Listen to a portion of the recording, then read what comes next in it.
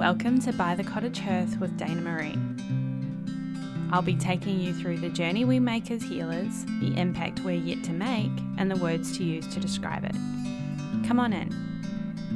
Hello, welcome back to the Hearth. This is episode 6 of the By the Cottage Hearth podcast. I am your host, Dana Maree.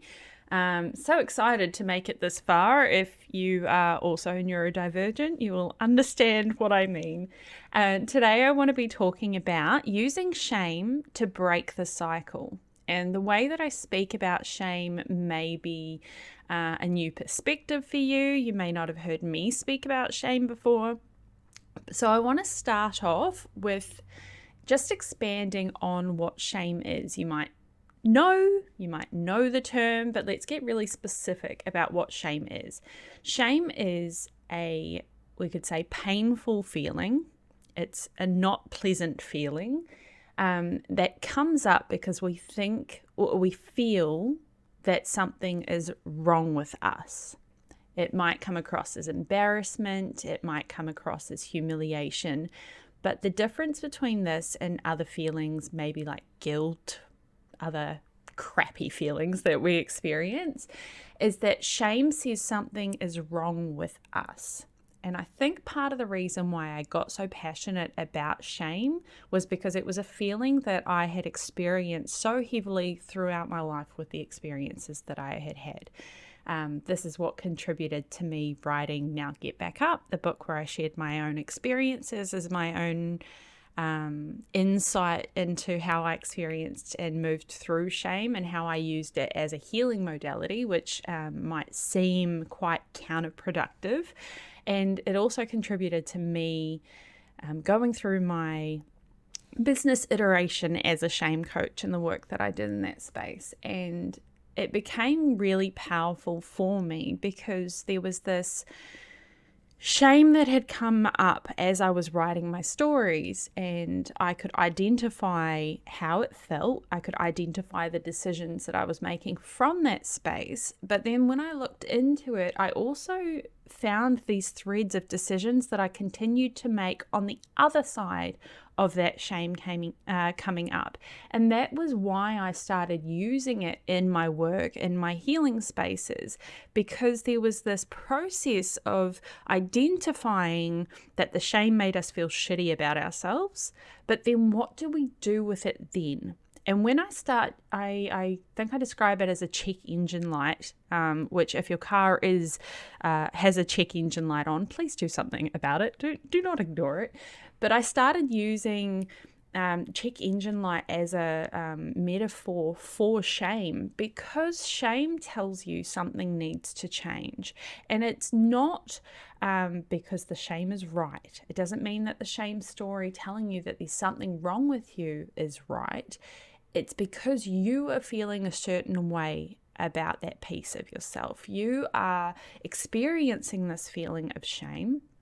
And if we use that as a beacon, if we use that as an indicator that something needs to change, it might be, using my own stories as an example, as I do, when I was writing Now Get Back Up, I interviewed a sobriety coach. And I have struggled with alcohol my whole life. As I usually am, was high functioning. It's not like it was taking all my money. It wasn't stopping me from showing up to work. A lot of people probably didn't even know that I had an issue with alcohol. But when I was having this interview with the sobriety coach, we talked about moderation, and I had said, I'm the kind of person that at the moment I'm moderating. I'll only have one drink when I go out. And when I came out of that interview, I realized how much shame was coming up. And I was like, why? Why do I feel so crappy after this interview? And I realized it was because I had been using moderation as a rule, as a way to keep alcohol in my life. And it wasn't true, because when I was going out, I wasn't able to just have one. I was being safe and I wasn't driving, but I was not capable of saying, okay, we'll just have one and stopping there. And that was the day that I went sober, and I've been sober 2 years now, and I celebrate that. But this is an example of the way that shame could have made me feel awful about myself, and I could have felt really crappy and told myself these stories about how I'm not capable of being sober, and gone and had a drink, being honest, because that's kind of how it felt sometimes, especially when I was using it as a coping mechanism for so many hard periods in my life, and I didn't have healthy coping mechanisms for those periods. I took it as I actually am embarrassed that I struggle with alcohol, and what I'm going to do with that shame is I'm going to do something about it. And that meant changing my relationship with alcohol. That meant learning how to have different coping mechanisms in my life when I experienced hard things. And that was a learning experience for me, and it was a really difficult period. But it was the shame that told me I wasn't happy about something in myself that gave me the opportunity to change something about it. So one of the first things I kind of want to expand on is what repeating the cycle and keeping that shame there, what repeating the cycle can do or not do for your personal growth.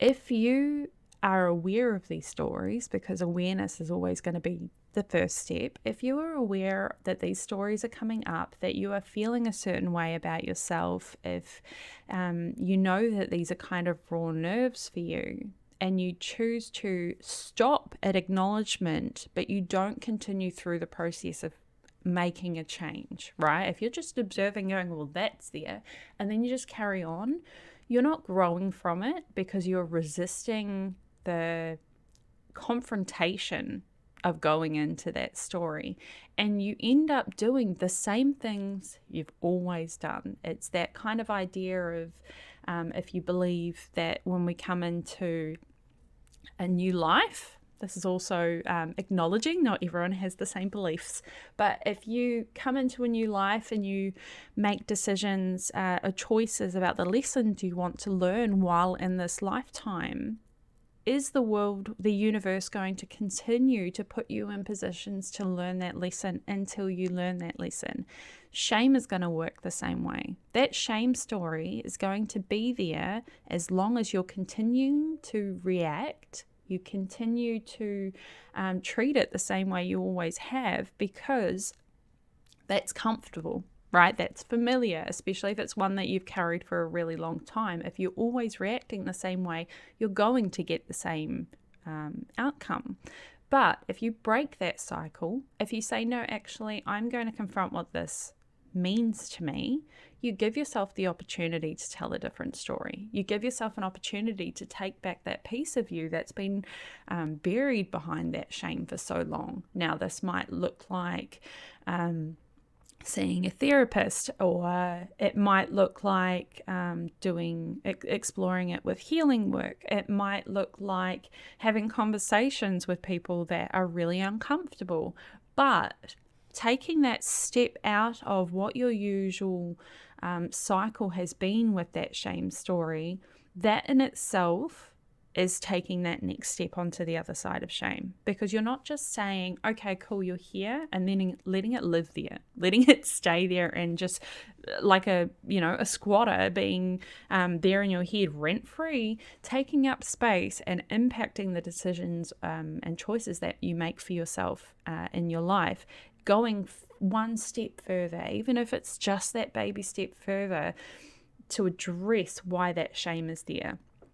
Now, ways that you can recognize that shame is coming up. This is one thing that I'll sometimes get asked. How do I know that it's shame that's coming up?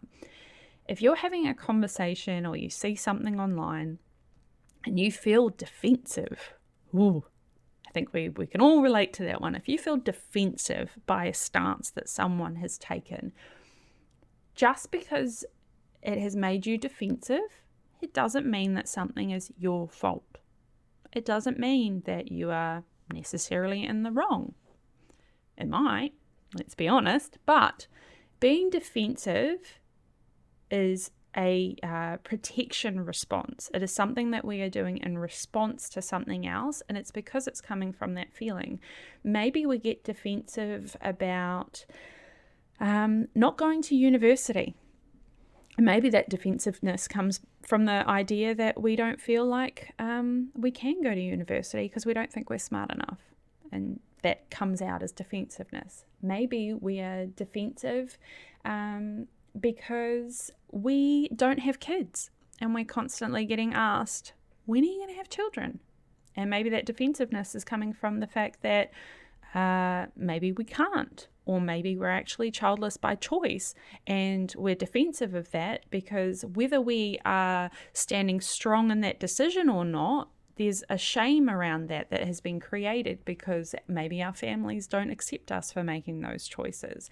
So it doesn't necessarily mean that we've done something wrong, but something feels wrong, whether it's external factors that have helped create that story, whether it's, us creating that story for ourselves. And working with shame, there's this beautiful process that I started working through where we would identify the story, look at where that story had actually come from, and then actually give ourselves a chance to explore, is that true for me? Is that really what is happening? If that defensive story comes up for me, I actually get, obviously, I'm not going to act like the sun shines out my ass and I just have a moment of shame and go, oh, this feels so wonderful. No, it still feels crap. But sitting with it and being able to look through a different perspective and say, oh, cool, this is a chance for me to grow. What is this feeling telling me? What do I want to change? I had a lot of shame going through Now Get Back Up as an example. I had shame around the fact that I grew up without a lot of money. So there were certain things that other people, I didn't know how to use a fucking dryer. That sounds so simple, but I had shame when someone handed me some washing and said, just chuck it in the dryer. I had shame because I felt stupid for not knowing how to use that dryer. I felt stupid and ashamed because I didn't know how to use this dryer because we hung our clothes out. And when you live in Australia and New Zealand, that feels very normal. So hanging your clothes outside on the line isn't a place of shame. But my shame story was I never learnt how to use the dryer because we were constantly told the dryer is for emergencies because it costs too much money to run the dryer. So I had another, money story that was buried beneath that shame. There was so many different layers to that. So when I feel a moment of defensiveness or I shut down and I get angry or I respond in a certain way or I start hiding things or I feel compelled to tell a fib or lie about something, I ask myself, whoa, why? Why has that come up there? Why is that feeling there? And it gives you a signal for something that you want to change about yourself, or a little piece of you that needs a bit of love, for a bit of reflection. And that journey can be filled with so much resistance. There are so many times where those stories have come up and I'm like, no, I don't really think I want to go there. Thanks. That doesn't really feel like a good time. And there will be times where you just want to shut that back into a box and put it back on the shelf and address it at a later stage. And one thing I do want to kind of expand on, I'm using the word expand a lot today. I'm going to have to write that down and find out why. And one of the things that I really do want to talk about is that when it comes to discussing these stories or unpacking or processing some of the shame stories that come up, these moments, doing it all at the same time is not something that I would recommend at all. And going through the book writing process where I was writing about these stories about my childhood and about sexual assault and a lot of really hard periods in my life, my problem was that I was bringing up all of these stories at the same time. And yes, a lot of them had been processed and I felt really comfortable talking about, and they maybe didn't trigger me so much.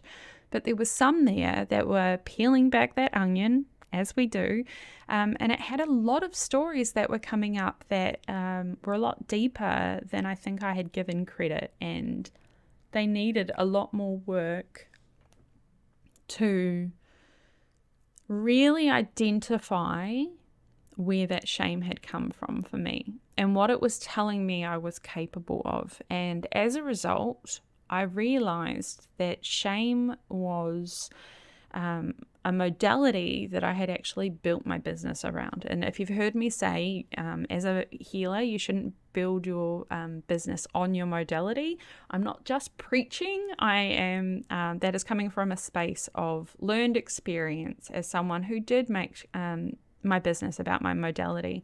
And the problem with that is when you are dealing with shame and you're someone who has come from quite a traumatized space, and I had a lot of trauma baggage, it means that you're re-triggering yourself constantly. And it is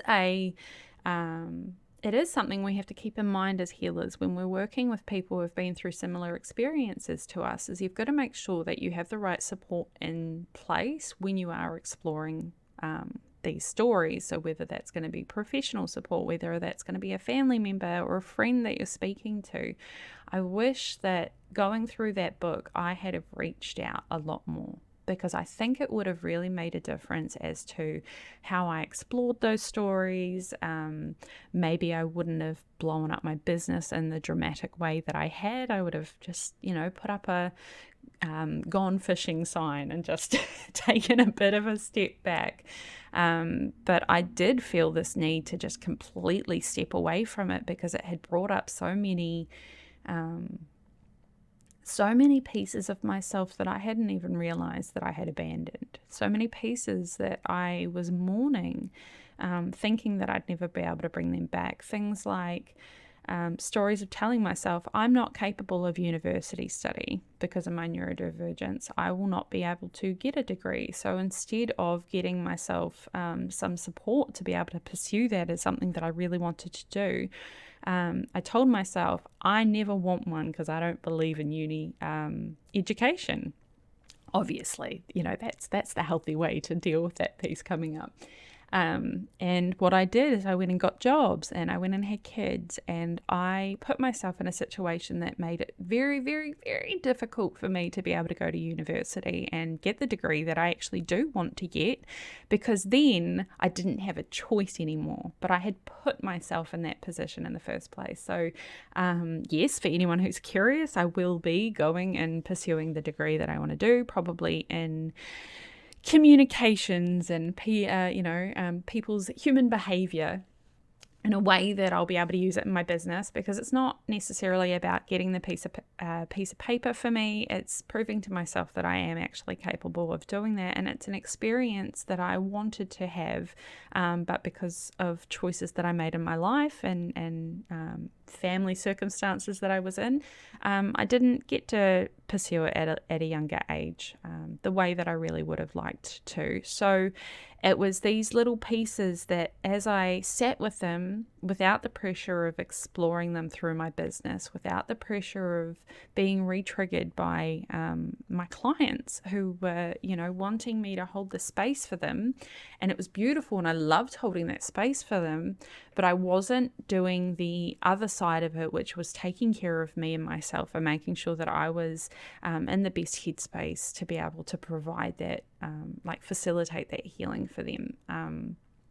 And I didn't want to just show up for the sake of having my business if I wasn't going to be at my best for my clients. So I don't regret burning it all to the ground. I don't regret shutting that side of my business. But what it has meant is that I've been able to come into this version of my business with a clearer purpose. I've got more clarity about how I want to help people, and the role that shame has in that, and the way that I can help people through their stories realize what wisdom they have in those spaces, to realize how far they've really come, and the role that shame may be holding them back and might still be creating some limiting beliefs around that. So I was able to expand on a modality and really connect in with who I am as a person, who I am as a healer, and the role that I want to play in this world at this time, and the impact that I want to create. And that is such a better foundation to build your business on, rather than just